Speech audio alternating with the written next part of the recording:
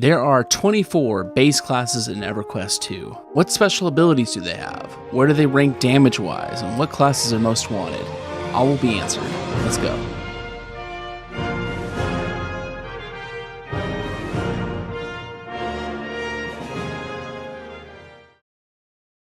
First, let's talk about the fighters, or tank classes. EQ2 takes the original 14 classes from the first game and turns it into 24. But how do they do that? The plate-wearing pure combat tank that was the warrior of EQ1, the ultimate raid tank, it got turned into two classes, the Guardian and Berserker of EQ2.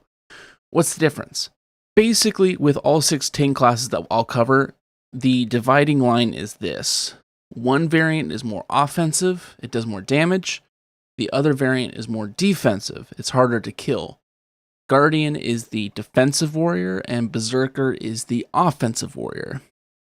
The Guardian is considered the best, if not second best, raid tank with their ability to reduce large amounts of incoming damage, but they are one of the lowest damaging classes in the game.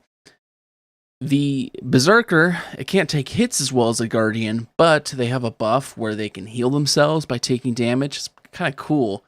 And they also do more damage overall, especially AoE, or against groups of mobs. But before we get too far ahead, let's talk about something you really need to know about the classes in this game. You can change your class. So say you're a level 50 Guardian, but would rather play a Berserker for the higher damage. Normally, you'd have to create a brand new character and start all over from level 1, right? No.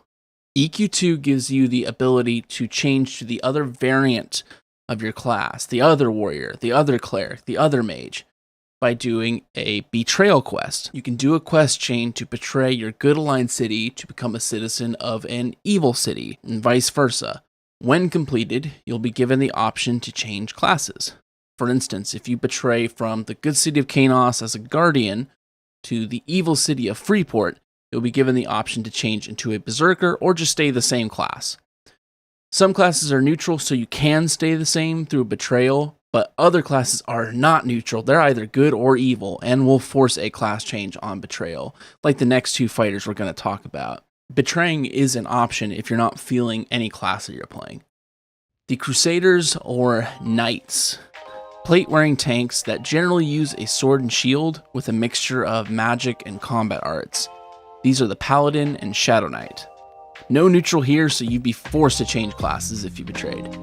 So Paladin is the defensive variant, and Shadow Knight is the offensive variant. Paladins are considered one of the top raid tanks. This class is much better than it was in EQ1. They get an instant mega heal on 5-minute cooldown, 3 other quick cast heals, the ability to resurrect fallen allies in battle.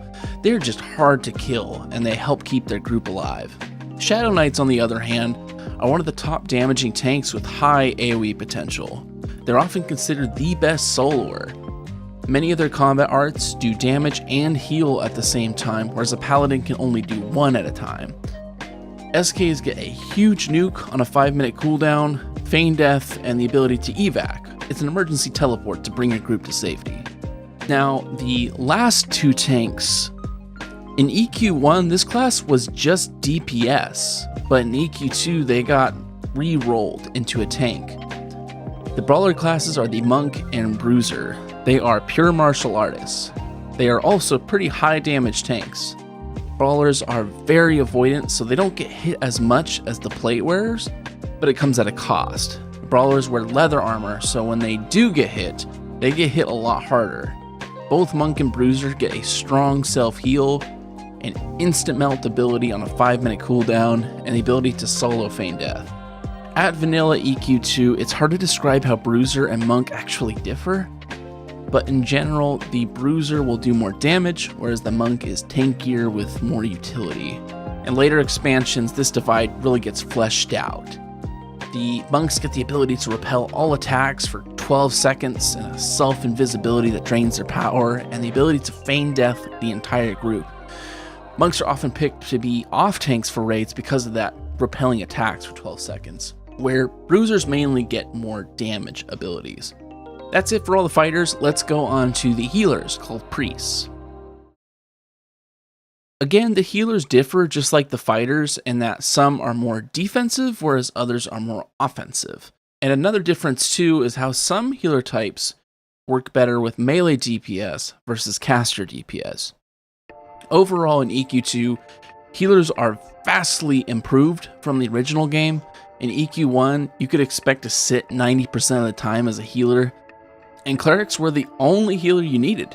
EQ2 healers are nowhere near similar. They never sit, and druids and shaman are just as valuable as clerics. Let's get into it. The druids are leather-wearing healers. Their niche is that they have the quickest cast heals, and most of their heals work over time. If the raid tank is at 50%, druids are the fastest at getting them back up to full. Utility-wise, both druids have the ability to quickly teleport people to various druid rings across the world. The Fury is the offensive druid. It's considered one of the best soloers alongside Shadow Knights, and they tend to work better with caster DPS. They get a debuff which heals and buffs group members when they damage a mob. They get group invis and overall more damaging abilities. The Warden is the defensive druid that plays better with melee. They have a ward that will absorb spell damage, a buff that will heal when someone takes damage, evac, group death save, and their heals generally work different. Every Warden heal has a heal over time component, whereas the Fury only has one big heal over time. A Warden would have a much easier time keeping a player up through a lot of damage. Clerics are plate-wearing healers. Their niche is that they're the only one that can cast heals on the move. It's a very powerful thing they can do. They also have exclusive reactive heals. Reactive heals are a temporary buff you place on people that will go off if someone takes damage. Reactive heals generally take a long time to cast though. For utility, both clerics get an ability called Odyssey, which is a port back to your home city. Inquisitor is the offensive cleric that has more damaging abilities, gets more debuffs, and a buff that they can place on an ally to restore their own power. It's nice for sustain. Templars are the defensive cleric that gets many more healing abilities by proxy, but considered overkill in the vast majority of content, but very valuable on raids. They are considered to be the lowest damage class in the entire game. They're like the guardian of healers. Top tier on raids, but overkill on anything else. The last priests are the chain-wearing shaman. They primarily heal through wards. It's a temporary shield that absorbs damage before it touches your hit points. So mystics are the defensive shaman that generally work better with melee. They have the stronger wards and heals. Defilers are the offensive shaman that generally work better with caster groups. Defilers have more debuffs, and debuffs they lower the effectiveness of mobs. They are critical in EQ2, as they can take a mob that hits like a truck and lowers it to hit like a feather. Defilers also have some strong power regen ability. And now for our video sponsor. Ever wanted to skip past annoying ads that you did not want to see? Well, guess what? If you double tap on the screen, it will fast forward 10 seconds. It's a quick way to get through all the garbage nobody wants. Now back to our scheduled video. Let's talk about the scouts or melee DPS classes. All scouts have evac, self-invis, and the ability to track down mobs. Predators are basically the pure damage-dealing melee classes with little utility. Assassins being up close and personal, whereas rangers use bows to damage from afar. Rangers have the advantage on raids though, because they can avoid many of the nasty AoEs that bosses will throw out. Next are the rogues, which do a bit less damage, but offer more in the way of debuffs and utility. Both have a group-wide invisibility, offensive and defensive stances, and taunts, strangely enough. They can tank in a pinch. Brigands tend to do better against single targets, whereas swashbucklers have more AoE potential. Brigands debuff mobs to take more damage, swashies debuff mobs to deal less damage. And the last two scout classes are very different. They're not DPSers per se, but they are great at helping others do damage. The bards.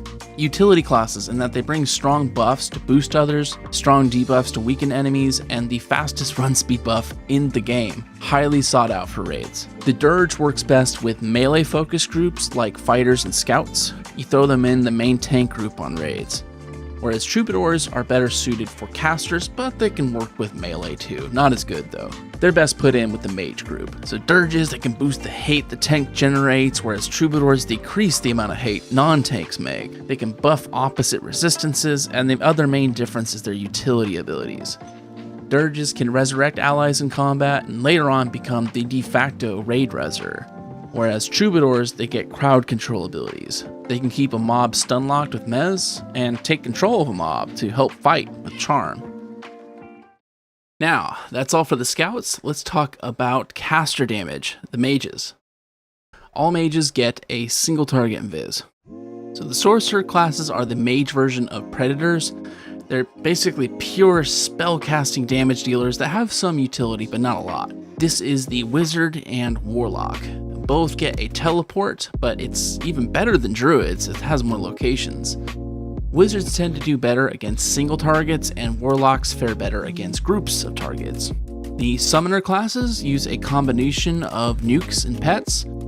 Conjurers use elemental pets, and necromancers use the undead. But overall, conjurers are arguably better at short fights and against groups of targets, but necros beat them out over longer fights and against single targets. Utility-wise, necros can heal themselves with life taps, feign death, and res a fallen ally. Actually considered one of the top soloers alongside Shadow Knight and Fury.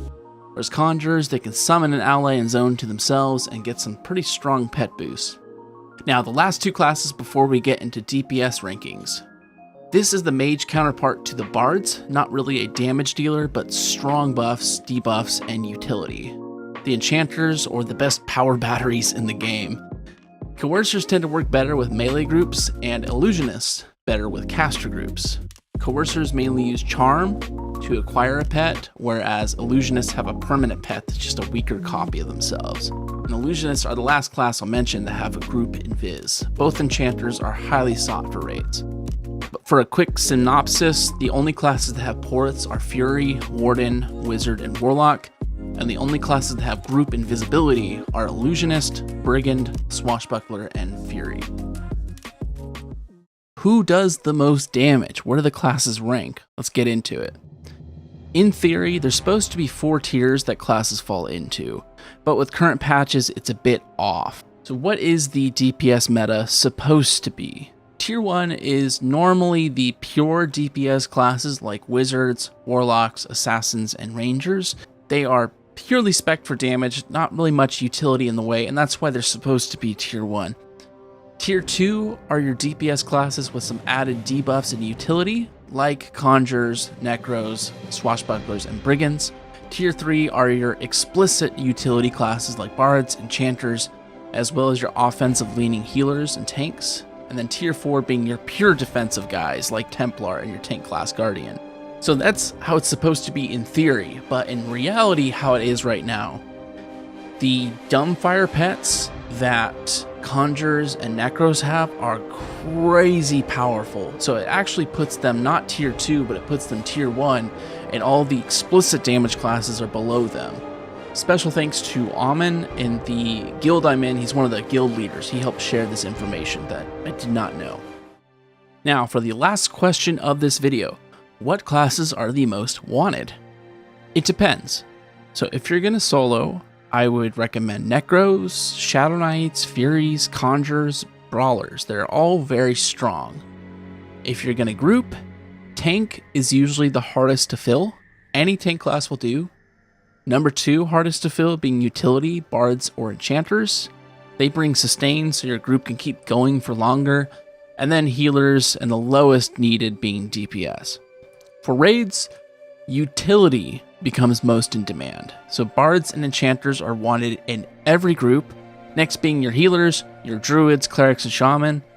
DPS being third in most demand, and tanks paradoxically are the least wanted on raids, because you generally only need 2 at most. Every guild basically already has their tanks picked out, so there's no more spots left. And with only 24 raid slots in this game, you have to be really picky who you bring.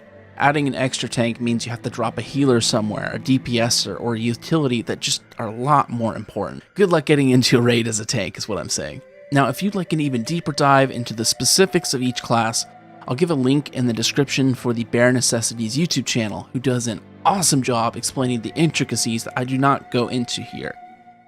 For the longtime viewers, a lot of you know I was expecting my first kid, and he's here. It came late November. It's weird.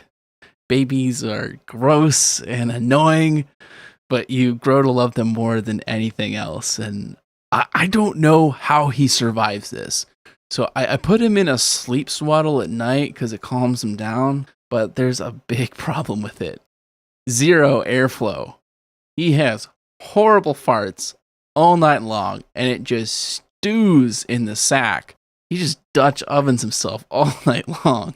Gotta love it, but thank you if you've watched this far.